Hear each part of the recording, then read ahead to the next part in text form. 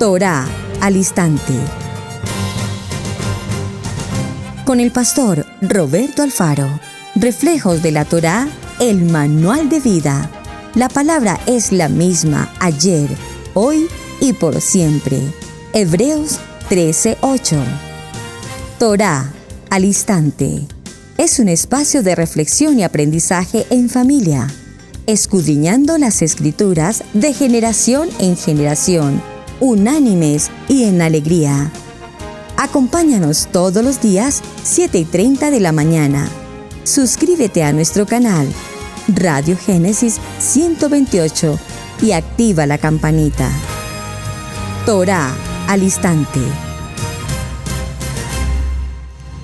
Shalom, mis amados hermanos. Bienvenidos a este tiempo especial de Torá al instante. Su hermano pastor Roberto Alfaro les saluda y como siempre les brindo la mejor y cordial bienvenida. Israel Casa Integral, desde la ciudad de Cherryville, en Carolina del Norte, les saludamos. A todos ustedes, mis amados hermanos, en las diferentes naciones, norte, sur, este y oeste, gracias por acompañarnos. Muchísimas gracias también por enviarnos sus apreciaciones, sus mensajes, además de su participación en el tema del programa, apoyando con algún material, información, textos, artículos. Excelente, de verdad. Muchísimas gracias. Me siento muy honroso de su participación y de sus opiniones, de sus muy buenas opiniones, por favor. Alguna persona me escribió que hablando de algunas expresiones o contextos bíblicos, que si la corbata representaba un símbolo fálico, un símbolo obelisco, cosas como esas. Hermanos, por favor, hermanos, no nos quedemos en esas pequeñas cosas. La Torah tiene cosas tan extraordinariamente importantes que estudiar y que preparar, que quedarnos de pronto en comentarios de ese tipo. Bien, muchísimas gracias. Vamos con el tema ya a nuestro cierre en la semana. Ya mencionamos temas de Levítico, ya mencionamos desde Bereshit, hicimos un recorrido por tanto el Tanaj, Antiguo Pacto, y como asimismo lo hicimos en el tema del Brit Hadasha, el Pacto Renovado, respecto de los alimentos prohibidos, respecto de los alimentos inmundos, respecto de los alimentos saludables permitidos por la Torá. Entonces, hoy vamos a hacer un cierre con respecto a lo que significa el tema de la comida kasher o la comida kosher, que está por demás muy en boga hoy. Me siento muy complacido con esto. Ya hoy cuando visitamos las tiendas de mercados, los supermercados, encuentra uno incluso secciones establecidas para comida kosher, que mucha gente pasa por allí y no tiene la menor idea de a qué se refiere la palabra kosher o kasher. Ahora, no solamente ya tenemos stand para ese tipo de alimentos, sino que un gran número de productos en sí mismos ya están debidamente autorizados, certificados como comida kosher. Tenemos hoy también el tema de las comidas orgánicas y también tenemos obviamente una gran campaña de personajes o personas, mejor, nutricionistas, dietistas, no sé qué otros nombres tienen técnicamente, que están apoyando en términos generales a las comunidades en todas las naciones, con el propósito no solamente de tratar el tema de la obesidad, por ejemplo, sino que a su vez, al consumir un alimento kosher, un alimento aprobado, un alimento permitido legalmente conforme a lo que la misma palabra nos enseña, también estamos ayudando a que muchas personas logren superar crisis de salud en algunas áreas, como el mismo cáncer, como la misma diabetes, que son enemigos potenciales que se tienen hoy en entorno de nuestras comunidades. Muy bien, tomaré algunos principios básicos de los textos que hemos venido considerando hasta este día, y este título también me pareció interesante. Bebidas que tomaba Yeshua. No hace mucho tiempo un amigo le preguntó a una mesera cuáles eran las experiencias de las bebidas más comúnmente solicitadas. Ella indicó que las más populares eran las bebidas gaseosas, las sodas. La segunda bebida más popular era el agua con limón y él le brindó el más efusivo aplauso por esa número 2. Sabemos con seguridad que aún Una bebida que Yeshua tomaba sin lugar a dudas era agua. Agua, agua. Es decir, eso es lo mismo ayer, hoy y siempre. Una de sus más famosas historias que le encontramos en el Pacto Renovado tiene que ver precisamente con tomar agua. En el libro de Juan, capítulo 4, leemos que Yeshua iba de Galilea a Jerusalén. Y cuando pasó por Samaria, él y sus discípulos estaban cansados de este viaje y se sentaron al lado de un pozo. Los discípulos fueron a la ciudad de Sicar a comprar alimentos y Yeshua se quedó en ese pozo. Una mujer samaritana se acercó a sacar agua y el Señor le dijo, «Dame de beber». A la mujer le sorprendió que Yeshua le pidiera agua porque judío y samaritanos no tenían esa relación entre sí. Pero sin embargo accedió. Yeshua le dijo, «Si conocieras el don de Adonai y quién es el que te dice, dame de beber, tú le pedirías y él te daría agua viva». Verso 10. Yeshua se refería al don de la vida eterna y a morar en la presencia del Ruach HaKodesh. Las mujeres de la época de Yeshua eran responsables de mantener agua permanente en sus hogares. Se les entrenaba desde niñas para sacar agua de los pozos o manantiales, por lo general en las horas de la tarde. Esto es muy interesante porque usted recuerda al hombre del cántaro, la señal para el lugar donde se iba a llevar a cabo la cena, lo que se conoce como la última cena, del cuadro de Da Vinci que representa esa última cena. Era común, y sobre ese tema probablemente hablemos un poco, era común que una mujer llevara su propio cántaro hasta el pozo, lo llenara de agua y luego lo llevara a casa, ya sea en la cabeza o en el hombro. ¿Por qué digo que es interesante? Porque era normal en las horas de la tarde que las mujeres pudiesen ir a esa hora en particular, llevaran su cántaro al hombro o sobre la cabeza, y era normal porque se sabía que iban a cumplir esa ordenanza de que ellas mantuviesen la casa siempre con agua. Pero cuando vemos la señal para los discípulos respecto de la cena, nos damos cuenta que nos habla de un hombre con un cántaro, y allí esa señal sí es muy específica, muy interesante. En alguna ocasión hablaremos sobre ese tema. En algunos casos, una mujer también debía llevar un balde y una cuerda para sacar el agua. En el pozo de Sicar aparentemente no había balde ni cuerda, y por esto Yeshua pidió a la mujer que sacara agua para él. Porque ella le dijo, «Señor, no tienes con qué sacarla y el pozo es hondo. ¿De dónde, pues, tienes el agua viva?» El agua siempre ha sido un artículo apreciado en Israel y en las naciones. Sin ella, la gente definitivamente moriría. Los pozos eran profundos y bien resguardados. La gente creía que el famoso pozo donde Yeshua conoció a esta mujer samaritana fue cavado en tiempos de Jacob y dado a su hijo José. Aún existe hasta el día de hoy. Cuando los israelitas vagaban en el desierto de la península de Sinaí, en 2 ocasiones necesitaron agua desesperadamente. En ambos casos el agua se los suministró de manera sobrenatural el Eterno. En Éxodo capítulo 17, verso 6, vemos cómo Adonai ordenó a Moshe que golpeara la roca, y cuando lo hizo, brotó agua a borbollones. En el libro de Números, capítulo 20, verso 8, Adonai instruyó nuevamente a Moshe que tomara su vara y hablara a una roca para que le diera agua. Los israelitas debieron añorar la tierra prometida que había en su futuro, una tierra de la que Adonai les había dicho que sería de arroyos de aguas, de fuentes y de manantiales que brotan en vegas y en montes. Deuteronomio capítulo 8, verso 7. Bueno, esto para hacer una introducción al tema que estamos compartiendo ya en el cierre sobre el alimento bíblico, las dietas bíblicas. Y especialmente, mis amados hermanos, porque hasta nuestros días la recomendación más importante que un médico, nutricionista o como se quiera llamar nos pueda mencionar es definitivamente tomar agua. Agua, agua, agua a todo tiempo, a todo tiempo, a todo tiempo. Y le puedo garantizar que la mejor manera de tomar agua no es propiamente ir a hacer una práctica de piscina.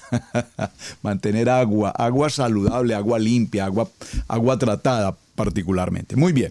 Entonces, vamos a definir algunos conceptos técnicos con respecto a lo que es el tema de la comida kosher, porque ya estamos en tiempos, amados creyentes, en Torah, toraicos, los Kohanim, la gente Kadosh, pues de que hagamos ajustes. Yo compartí en esta semana algunas 3 o 4 historias de los tiempos que el Eterno nos ha permitido caminar en asuntos de misiones o por experiencias que he vivido en circunstancias normales del día a día en un restaurante.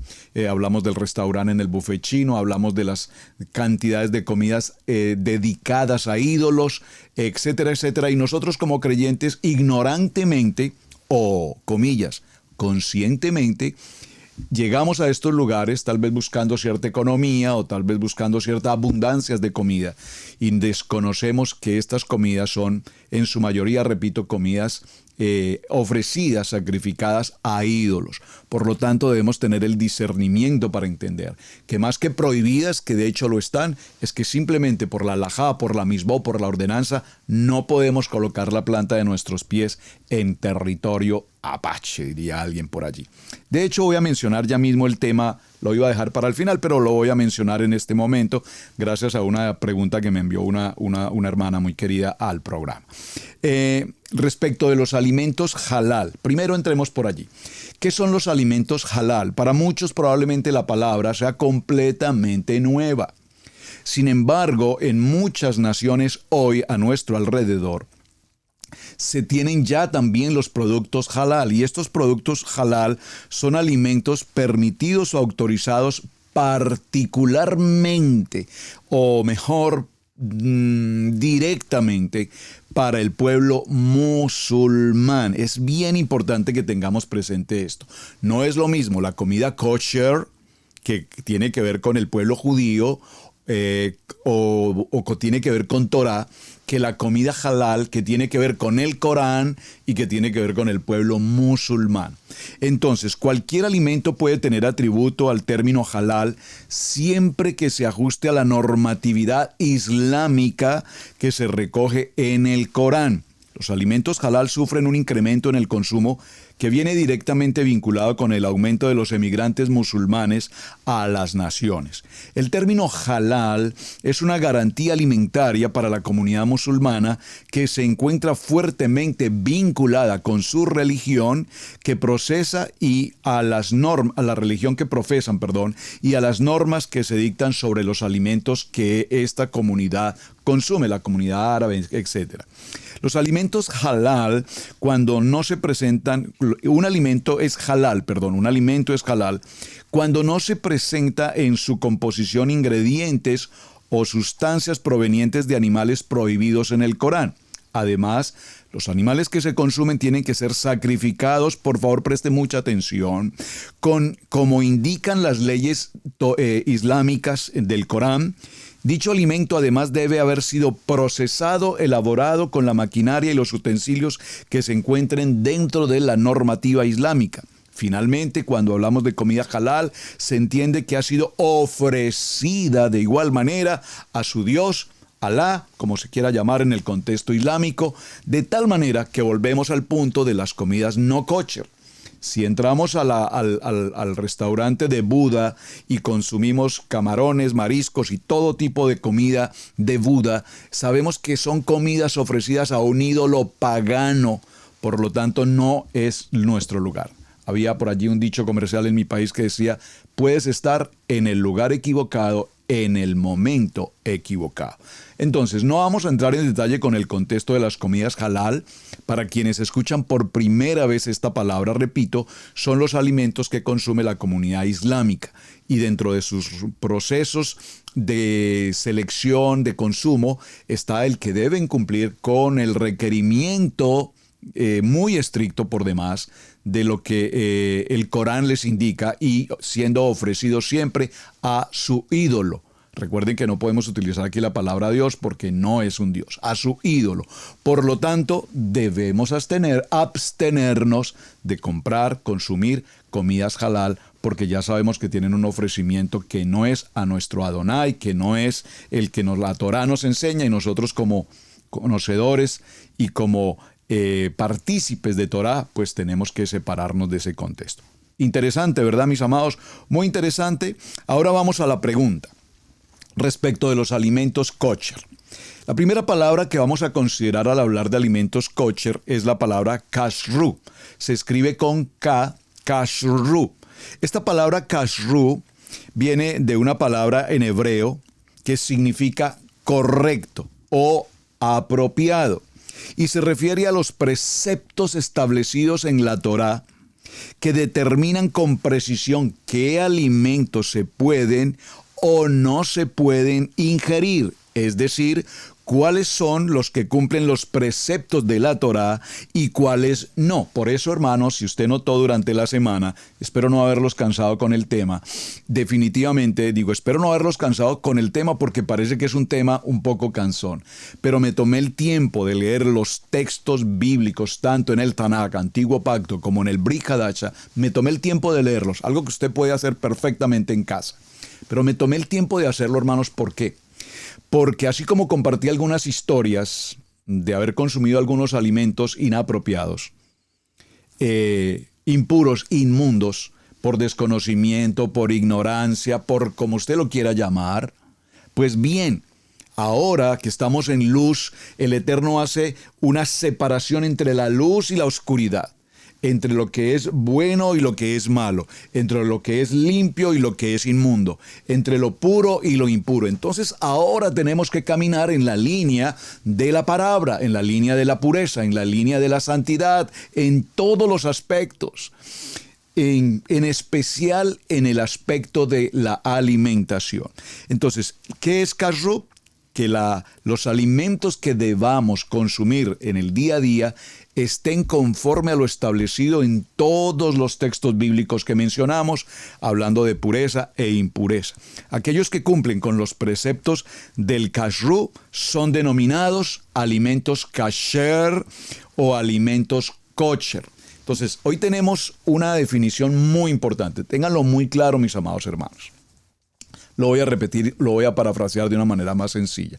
Todos los alimentos de manera ordenada, apropiada, que están establecidos por nuestra Kadosh Torah, entre puros e impuros, ya los establecimos, ya vimos cuáles son, y tenemos absolutamente claro que ningún pasuk, ningún verso, ninguna palabra establecida en toda la Biblia, que es la voz inspirada por Adonai, se puede cambiar, se puede alterar, se puede retirar o se puede aumentar. Ya lo escrito está, y nos dice el libro de Timoteo 2 que toda la palabra es inspirada, tan inspirada que nos dejó precisamente establecidas los pasos y los elementos de la alimentación.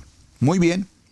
Entonces, cuando todos estos alimentos cumplen con la ordenanza que ya vimos durante la semana de limpios o impuros, entonces a esto se le conoce como kashrut. Y estos alimentos ya seleccionados, preestablecidos, determinados, que tienen esa expresión correcta respecto a la palabra, se le conoce como alimento kasher o alimento kosher. Entonces veremos un poco en detalle cuáles son esos alimentos y cómo se clasifican. Muy interesante, hermanos. A mí la verdad me parece esto muy interesante porque fuimos mejor, de las personas que eventualmente estuvimos o vamos con frecuencia. De hecho, yo hago esta labor, me encanta ir al supermercado, la esposita me envía el texto y me envía todo lo que requiero. Entonces los huevos orgánicos, esto, lo otro, es interesante. Lo veo con mucha frecuencia en las tiendas de mercado, los varones, su carrito, y todos con el celular leemos qué es lo que la esposa quiere que traigamos acá. Maravilloso, a mí me encanta hacerlo. Y ahora me encanta más cuando ya sé que al momento de comprar ciertos artículos ya puedo tener un discernimiento para decir, esto no, que antes seguramente me gustaría muchísimo traer a casa, hoy ya tengo el discernimiento, repito, para decir, no, este producto definitivamente no puede entrar a nuestra casa porque no puedo traer esta contaminación, comidas prefabricadas, precocidas, etcétera, etcétera, etcétera. Entonces, los alimentos kasher o kosher se clasifican en 3 categorías. Los alimentos lácteos, halabí, los alimentos cárnicos, basarí, y los alimentos neutros, parvé. Los alimentos neutros pueden ser consumidos junto con lácteos y cárnicos, pero existe la tajante prohibición de mezclar cárnicos con lácteos. Esto, de hecho, tenemos en los parashá puntualmente lo que nos habla sobre este punto. Veamos el caso particular de las aves. La Torá enumera hasta 20 especies de aves impuras cuya consumación está debidamente prohibida. Saben, haciendo este estudio, cada día aprendemos. ¡Qué maravilla! Gracias, Padre, por permitirnos estudiar y aprender cosas a veces tan insignificantes, pero tan extraordinariamente importantes. Leyendo un artículo sobre alimentos kosher, me encontré con lo siguiente. Vimos los animales, las aves impuras. Entre esas aves impuras están los buitres.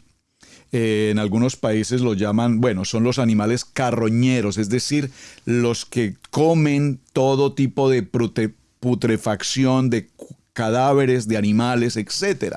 Todo lo que esté putrefacto, ese es su alimento. De esto se alimentan los animales, las aves carroñeras, de animales carroñeros también. Las aves impuras, pero me pareció interesante este dato, no lo sabía, probablemente usted sí, amado. Los buitres que comen comidas putrefactas de todos los animales muertos en tantos lugares, nunca comen la carne de uno de los buitres que muera. O sea, ellos comen toda la putrefacción que usted quiera de animales cualquiera que sea, aún un ser humano o cualquier otra circunstancia, pero nunca comen del cuerpo muerto de un buitre. A mí esto me pareció impresionante. ¿Por qué? No tengo la respuesta. Si alguien la puede conseguir, me ayuda, por favor. No logré, realmente no me dediqué a investigar un poquito el tema, pero me pareció interesante. Un buitre carroñero que consume todo tipo de carnes putrefactas, aunque estén en la peor descomposición, esa es su línea de alimento, nunca consume la carne putrefacta de un buitre muerto. Interesante, alguna razón debe tener este asunto. Muy bien, entonces, de todos modos, para no incurrir en un error, se ingieren exclusivamente aquellas especies o sus variaciones que tradicionalmente son aceptadas como kasher, es decir, aves que tienen el certificado, que tienen la credencial, si me permiten, de ser kasher reconocidos. Ejemplo, gallina, pollo, que son regularmente un plato doméstico, paloma común, ganso, codorniz, y actualmente se acepta también el pavo. Ya mencionamos las características de las aves, las características de los peces, las características de las legumbres, las verduras, las características de la pezuña hendida, etcétera, etcétera, etcétera. Tanto los cuadrúpedos como las aves deben ser sacrificados de acuerdo a una halajá. Esto es muy importante, una halajá, una norma judía. La halajá es una norma establecida de cómo la persona encargada de sacrificar, ya sea una res, un cordero o un ave, etcétera, debe tener un proceso establecido de sacrificio. La manera como el animal muere es muy importante, hermanos. Repito, ya lo mencioné, si el animal muere, en el caso típico de la res, en estos mataderos, si mueren con cuchillo, con puñal, o si mueren con golpe en la cabeza, esto genera, por supuesto, que la sangre, el dolor y todo lo demás produzca un shock en el animal que va a afectar la calidad de esa carne que posteriormente vamos a consumir. Por lo tanto, la persona encargada de sacrificar la res debe cumplir un estricto modelo, si puedo decirlo así, debe cumplir un estricto ordenamiento de cómo sacrificar en la medida de lo posible sin dolor a esa res. Interesante, ¿verdad? Entonces, esta normativa alajá, el chojet se llama, que es el matarife, como comúnmente lo conocíamos probablemente en nuestros países, por lo menos en Colombia se le llama así, matarife, no sé en otros países. El matarife, en hebreo, el chojet, realiza un degüello ritual llamado chejitá. Según el procedimiento tradicional, entonces, según ese procedimiento que consta de varios pasos para el degüello, tiene que hacer una revisión de la carne y de esta manera las enfermedades o lesiones o defectos que tenga el animal. La extracción de partes y vísceras impuras, la extracción de la sangre, enjuague preliminar, inmersión en agua, salada, enjuague después del salado, etc. La carne de un animal puro a la cual se le hizo la chejitá, es decir, el degüello, y ha pasado todo el control, puedo decir el control técnico, la supervisión técnica, se vuelve apta para el consumo y recibe entonces el nombre de un alimento kashrú. Vamos al tema del pescado solo para mencionarlo. Para ser considerado kasher, el tema de los pescados ya vimos, los que tienen aleta, los que tienen escama, etcétera, etcétera. Los animales acuáticos deben tener las siguientes características. Recuerden, escamas y aletas. El pescado no requiere ni shejitá ni salado. Muy interesante. Y también hablemos de los productos como son la vid. El proceso de elaboración del vino, y esto es tan importante, debe ser llevado a cabo en su totalidad por la comunidad judía desde el momento en que se pisan las uvas. Ahora tenemos en muchas naciones pues los viñeros, y muchos han luchado, si puedo decirlo, han hecho las gestiones necesarias para que a través de la comunidad judía se les pueda establecer viñedos como viñedos kosher o viñedos kasher. Muy interesante. Entonces, definido el contexto de lo que es kosher, recordemos, hace referencia a los alimentos que cumplen con los preceptos de la Torah. El kasher o kasher es el alimento entonces adecuado y que significa que es correcto, que es legítimo, que está acreditado y que está conforme a lo que se llama la taref, es decir, a lo preestablecido en nuestra Kadosh Torah. Muy bien, mis amados, vamos a hacer nuestro corte y continuamos en breves segundos. Estudio Bíblico Maná, modalidad en línea. Este programa está dirigido a personas interesadas en el estudio sistemático plural y con una perspectiva hebrea de la Torá, la Tanaj, el Brit Hadashah. El diplomado está dividido en módulos. Cada unidad tiene una duración de 16 semanas. Cada semana, el alumno tendrá que realizar tareas y actividades sobre el tema para poder acreditar la unidad. A lo largo de cada módulo, al estudiante se le asigna un líder para apoyar el crecimiento del estudiante en su jornada de aprendizaje. Comunícate con nosotros por medio de nuestro correo electrónico israelcasaintegral@gmail.com para más información. Bueno, mis amados, muy bien. Continuamos con nuestro tema. Espero que el tema haya sido realmente de interés absolutamente para todos. Muchísimas gracias. Y voy a procurar dar respuesta, tal vez no muy profunda, a una de las inquietudes que me han presentado ustedes, mis amados hermanos, a través del chat. ¿Qué comieron Yeshua y sus discípulos en la última cena? Una pregunta muy interesante, que por supuesto no soy testigo. Así es que recurrimos a los textos, a los investigadores y demás. Entre eso, incluso en el libro que les había mencionado y recomendé, encontré un tema que me parece interesante, pero solo lo voy a mencionar. No voy a entrar al tema porque quiero hacer referencia a alimentos kosher, kasher, siempre y cuando entremos al contexto bíblico. Pero para completar un poco la respuesta respecto a qué comería Yeshua en lo que conocemos como la última cena, es interesante porque este libro, El alimento que sana, nos menciona en su capítulo 11 una palabra que tampoco conocía. Nunca la había escuchado, la verdad, y la vine a conocer ahora. Muy interesante, estuve estudiándola y me pareció apasionante. La didache. La didache. Usted dirá, pastor, ¿de qué está hablando? ¿Qué es eso de la didache? ¿A qué se refiere? ¿De dónde aparece ese significado? ¿De qué se trata? Pues bien, vamos a leer el libro de Apocalipsis, capítulo 19, verso 9. Dice la palabra: y el ángel me dijo, escribe, bienaventurados los que son llamados a la cena de las bodas del Cordero. Y me dijo, estas son palabras verdaderas de Adonai. Belén era una de las comunidades más pequeñas de Israel. Sin embargo, las personas que nacían y vivían en este pueblo afectaban de manera especial a todo Israel. Y un hombre, Yeshua HaMashiach, que nació allí, cambió la historia de la humanidad.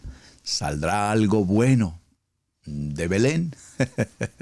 La palabra Belén proviene de dos palabras hebreas, que son Beit, que significa casa, y Lehem, que significa pan. De allí viene la palabra Belén, Beij, casa, y Lehem, que significa pan. El significado de Belén es casa de pan. Miren qué interesante, ya lo habíamos enseñado en alguno de nuestros programas en algún momento. Así es que el significado profético de Belén, este pueblo, era, la verdad, algo muy literal, pero a su vez algo extraordinariamente espiritual. La historia que todos conocemos bíblicamente de Ruth y Boaz fue vivida, desarrollada justamente allí, en Belén.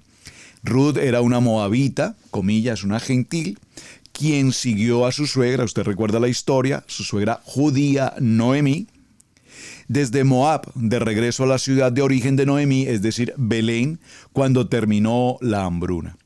A Ruth, que era viuda, se le permitió recoger espigas en los campos de un judío rico llamado Boaz.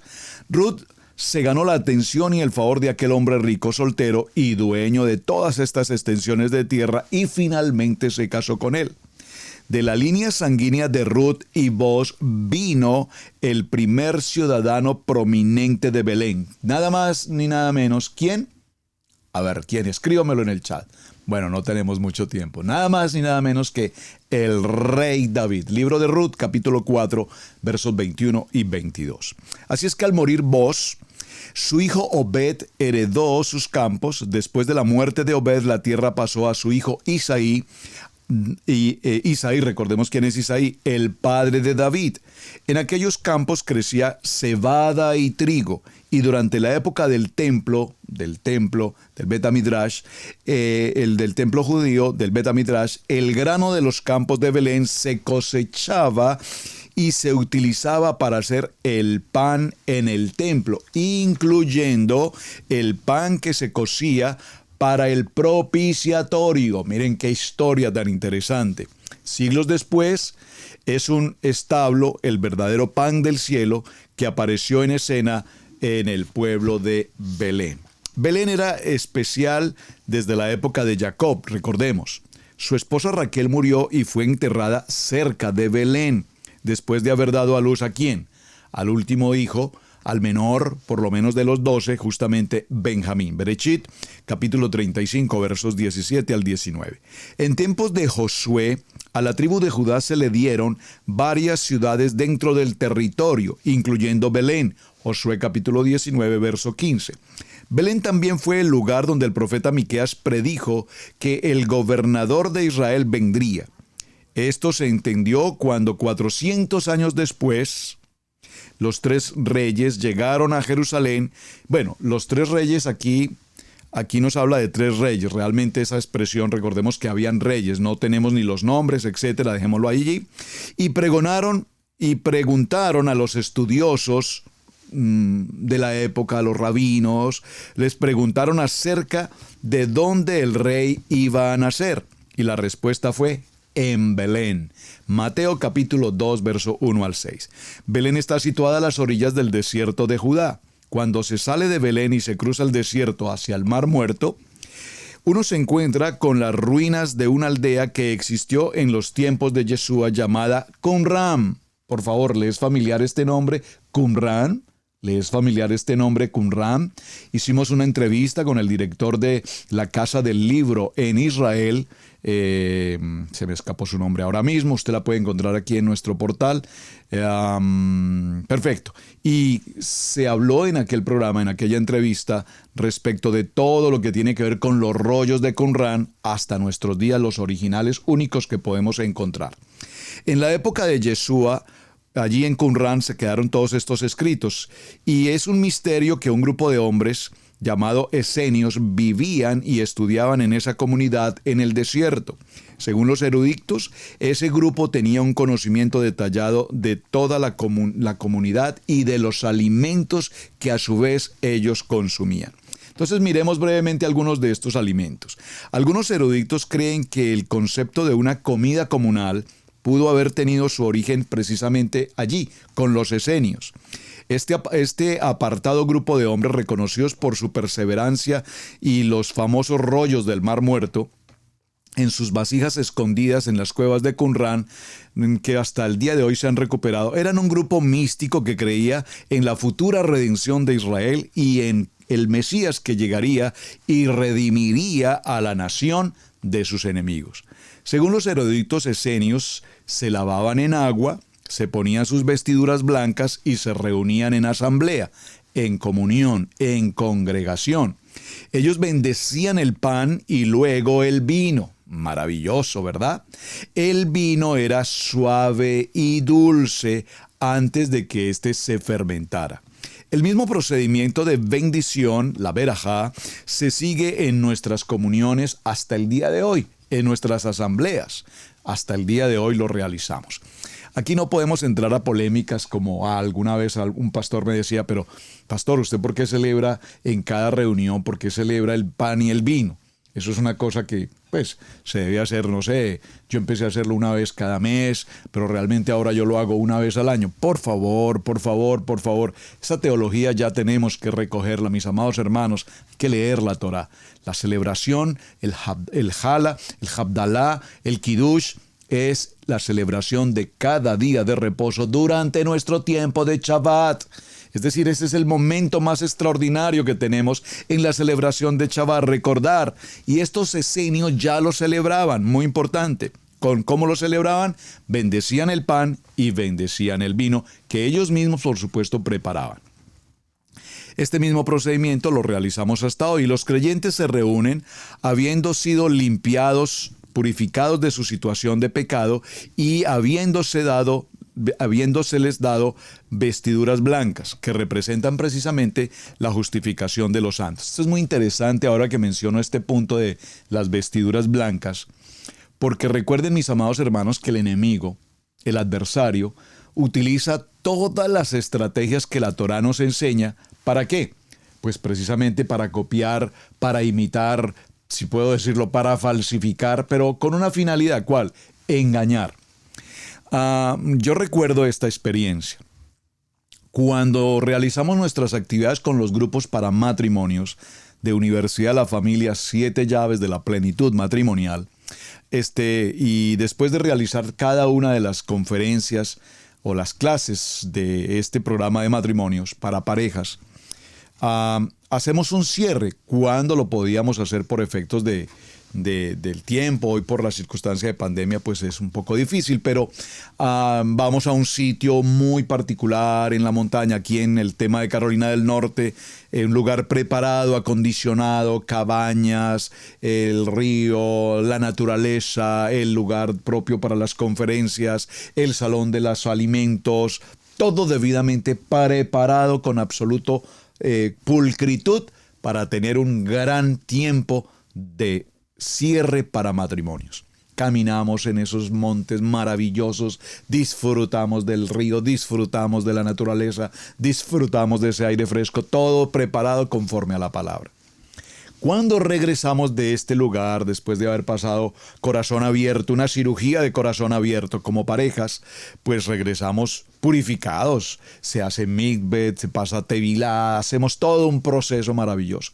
Y cuando regresamos a nuestra congregación y queremos presentarnos públicamente con todos los hermanos en la congregación, nos vestimos de blanco, completamente de blanco. Es lo que el texto nos indica. ¿Qué está representando qué? Está representando un contexto de santidad, un contexto kadosh.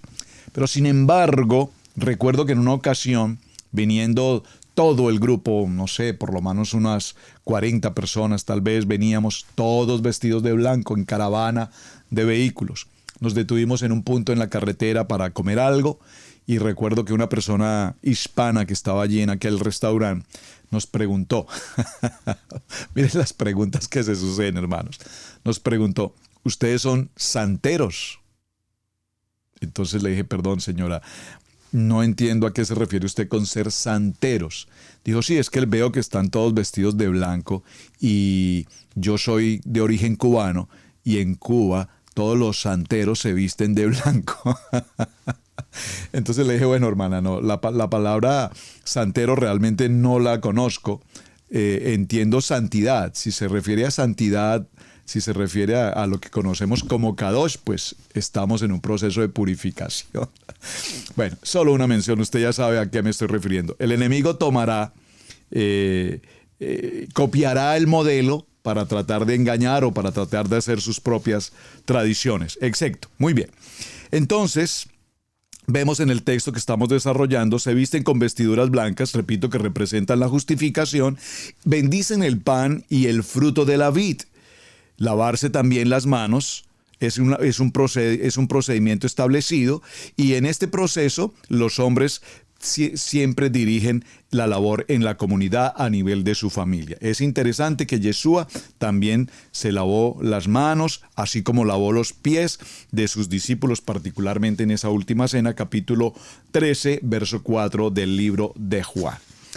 Wow, sería interesante leer todo esto y lo mencioné respecto al libro Dadiché. Este libro Dadiché, mis amados hermanos, es un texto que obviamente no es bíblico, no está en la Biblia, pero que tiene como característica particularmente y se conoce como el libro de los apóstoles.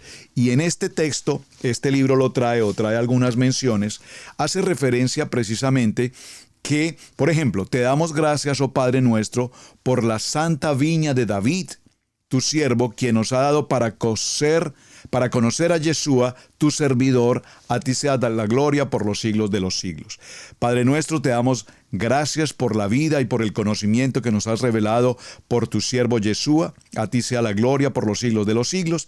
De la misma manera que este pan que partimos está esparcido por las altas colinas y ha sido juntado, te suplicamos que de todas las extremidades de la tierra reúnas a tu iglesia, a tu Keilah, como un reino para que se perpetúe tu gloria y el poder de Yeshua por los siglos de los siglos. Estoy leyendo un libro llamado Dediché, repito, no los tenemos incorporados en nuestra Biblia, en nuestra Torá, pero leyendo muchos de estos textos de este libro, encuentro que tiene mucho, por supuesto, que ver con los textos bíblicos que usualmente nosotros conocemos y repetimos en todos nuestros procesos. Muy bien, solo lo mencioné para que concluyéramos algo. Interesante que entendamos entonces, mis amados, qué es la historia de este libro Dediché. Bien, vamos a continuar con un punto que también me parece de especial interés y es con el tema de esa famosa última cena, como se ha llamado.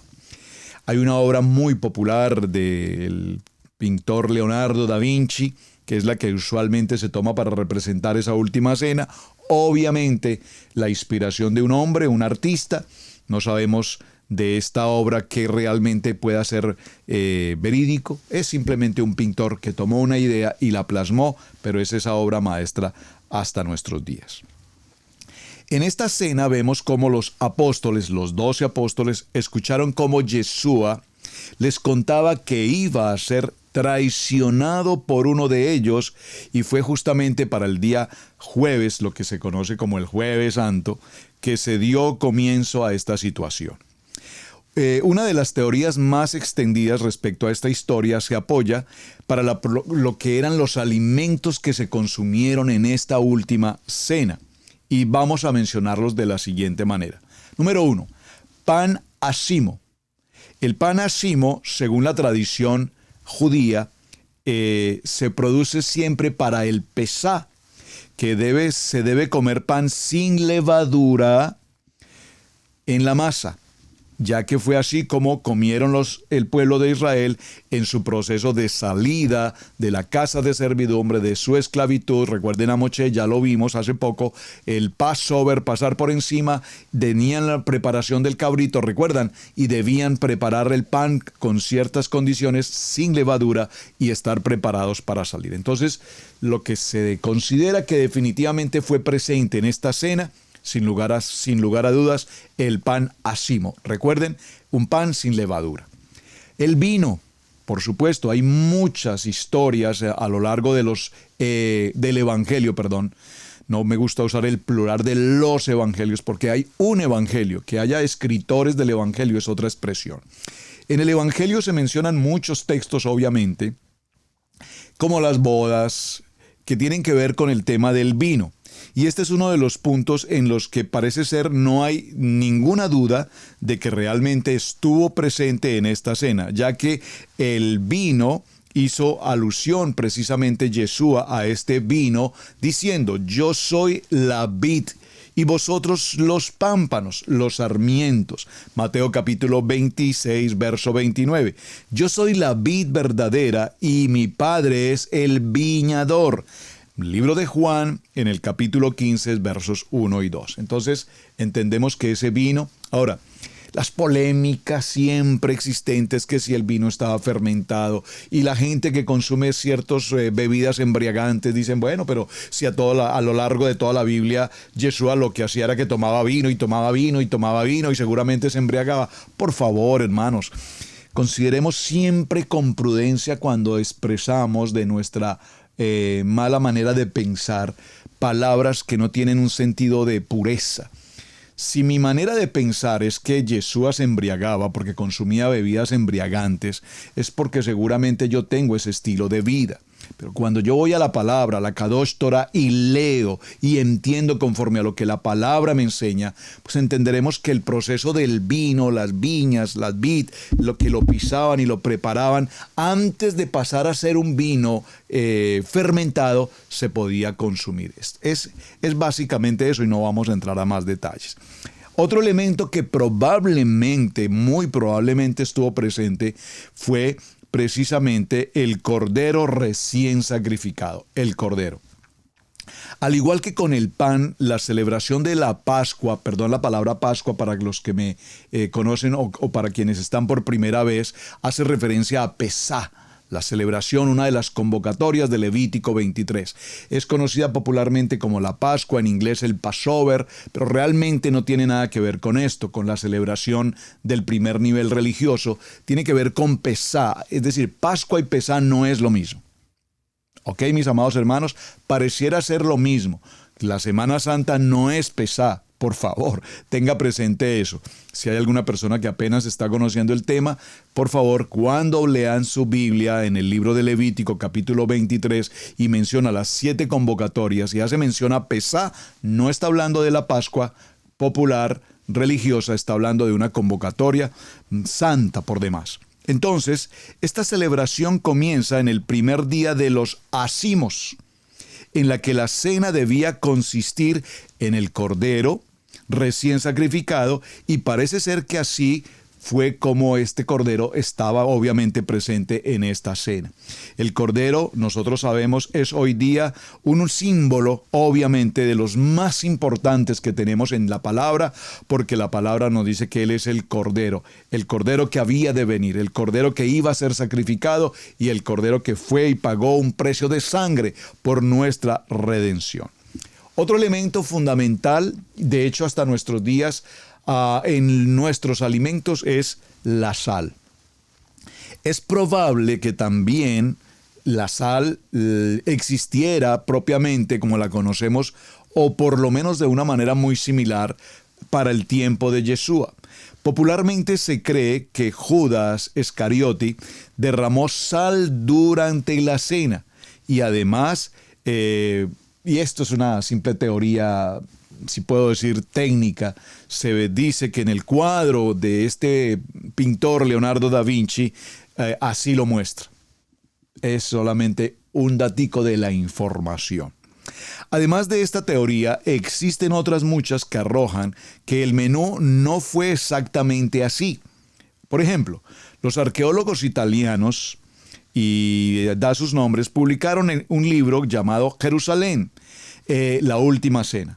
Una teoría dice que la cena incluyó un cocido de verduras llamado cholet o charoset, un plato de sabor dulce hecho a base de dáctiles, aceitunas y hierbas amargas con pistachos, pasta de nuez y salsa de pescado. Muy probablemente en la investigación de estos personajes o de estos escritores, pues creo que esta es una observación muy acertada, porque nos habla incluso de las hierbas amargas, del pescado, otra de los alimentos que ya vimos en el desarrollo de la semana, que permanentemente atendía a Yeshua era el consumo de pescado. Recuerden, los discípulos estaban allí después de su muerte preparando el pescado y cuando él se presenta dice que le dan a comer el pescado.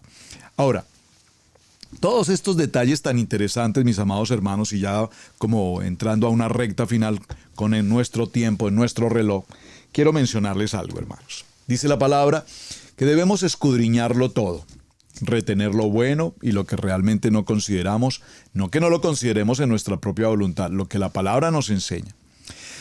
Pero mis amados hermanos, ¿cuán prudentes tenemos que ser con nuestro alimento diario? No podemos permitir que el consumismo de los gobiernos y las estrategias comerciales y tanta publicidad que reciben nuestros ojos, internet, por las vías públicas, por todas partes estamos inundados de publicidad de comida, comillas, chatarra, comida que no tiene ningún tipo de nutrientes, comidas prefabricadas, comidas precocidas, comidas producidas por laboratorios con elementos tanto químicos como compuestos de toda circunstancia que tienen forma, color y muy cercanos a lo que es el original, pero que definitivamente no son más que productos preparados por la ciencia del hombre. ¿Cómo podemos saber esto? Pues tenemos que aprender a ser muy selectivos, hermanos. Tenemos que aprender a ser muy selectivos de lo que realmente compramos en los supermercados cuando hacemos nuestra compra de alimentos.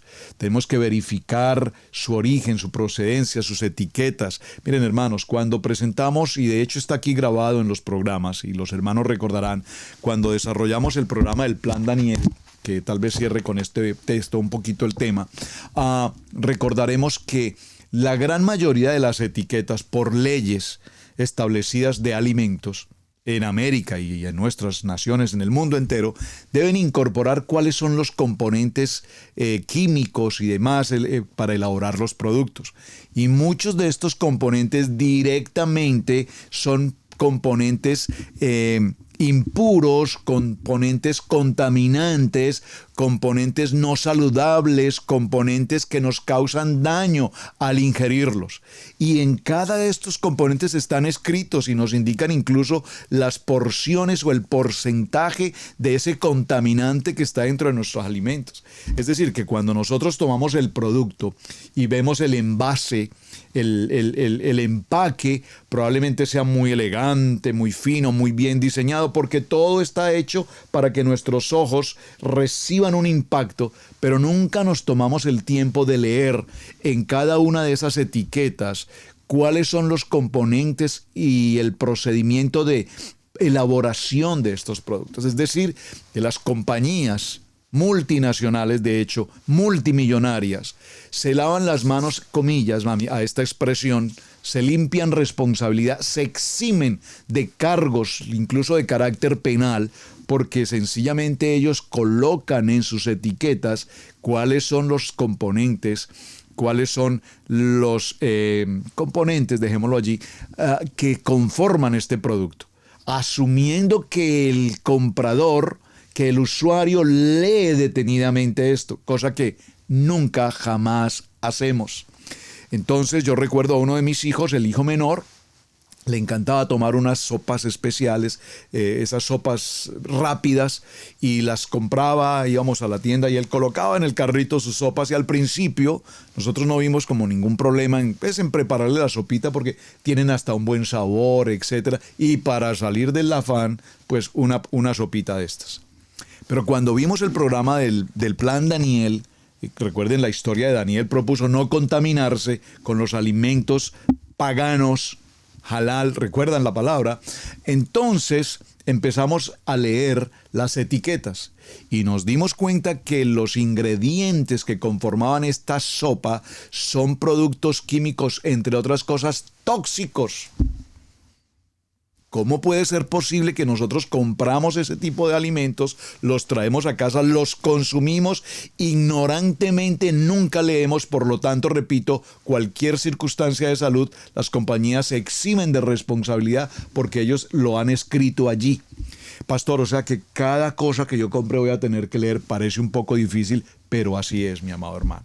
Así tiene que ser. Si tú lees cuando compras un vehículo, lees los detalles, la porción de gasolina, cuánto consumo tiene, cuánto millaje puede avanzar, la presión de las llantas, etcétera. Pues si lo haces de esa manera con un vehículo, ¿cuánto más con lo que está alimentando nuestro propio templo, el templo del Espíritu Santo?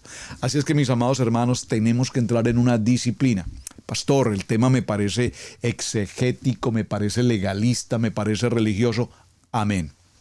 Qué bueno que te parezca de esta manera, porque así tiene que ser. Pastor, que de algo debemos morir, absolutamente, de algo debemos morir.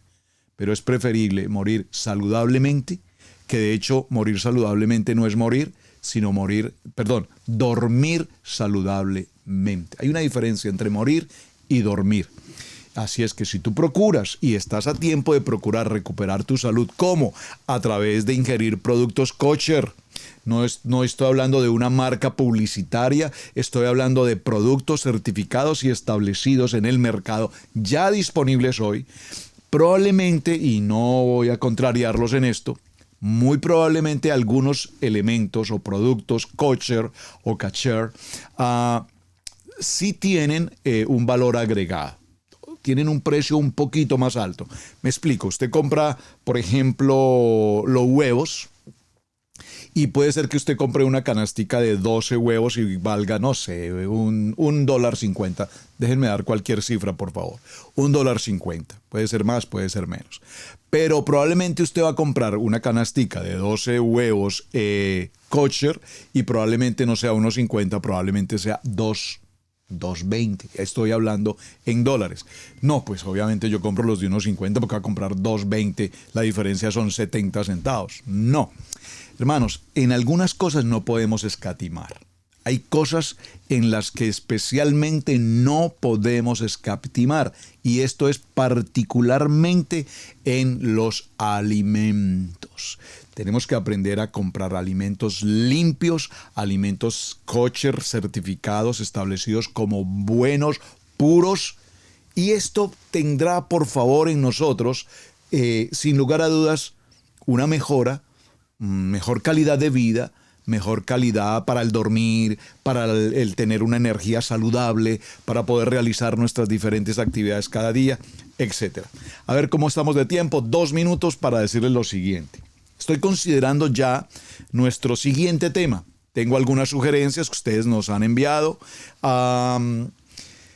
Y me parece interesante, lo estoy considerando para la siguiente semana, que hablemos un poco también respecto al tema del deporte. ¿Cómo, pastor, del deporte? Sí, porque si estamos hablando de una dieta saludable a través de alimentos kosher, ¿qué tal si complementamos con el deporte? ¿Hace usted deporte? ¿Practica algún tipo de deporte? ¿Usted ha escuchado ese tema mente, cuerpo y espíritu sanos? ¿Un cuerpo sano? Pero la pregunta es, ¿bíblicamente está establecido el deporte? Yeshua practicó algún deporte, los discípulos practicaban los deportes. Pablo hace mención a los deportes en alguna metáfora, si puedo decirlo, pero ¿practicó Pablo algún tipo de deporte? Recordemos esto y les dejo esta pequeña semilla en su corazón para el tema. Investíguelo, por favor. El deporte tiene orígenes aún muchos anteriores al tiempo de Yeshua. Recordemos, desde el tiempo de los egipcios y desde el tiempo de los griegos, cuando hoy se levanta esa copa mundial, ¿de dónde viene ese ritual de levantar una copa? ¿De dónde vienen los trofeos, los premios, los triunfos, el ser el campeón y todas estas historias, el entrar en competencia malsana, etcétera, etcétera? Entonces, me parece, se los dejo a consideración. Si usted considera otro tema, envíelo por favor y miraremos las opciones. Tenemos este fin de semana, después de Shabbat, para considerar el tema. Pero creo que siguiendo en esta línea de alimentos, sería muy importante que entráramos también a ese tema. Mis amados hermanos, muchísimas gracias. Shabbat Shalom para todos. Estaremos en nuestra reunión de Shabbat, 8 de la mañana, vía Zoom, Varones Kadosh. 9 de la mañana, 9:30, mis amados hermanos de Europa, celebramos Shabbat con ustedes. 4 de la tarde aquí en Israel Casa Integral con toda nuestra comunidad virtual. Celebramos nuestro tiempo también de Shabbat, Havdalah, cierre de Shabbat. Así es que hay agenda para trabajar. Recuerden, nuestro día de reposo es el día más importante. Cada día, el día de reposo en nuestra semana es el día más importante de nuestra vida. Espero que el tema haya sido de interés. Muchísimas gracias por sus apreciaciones. Hasta el día de Shabbat. Mañana nos veremos. Muchísimas gracias. Shalom, shalom. Shabbat shalom para todos mis hermanos. Su hermano Pastor Roberto Alfaro me despido y nuevamente toda rabá para ustedes. Hemos presentado Torá al Instante con el pastor Roberto Alfaro. Para nosotros es un privilegio poder servirles. Contáctanos a nuestro correo electrónico radiogenesis128@gmail.com.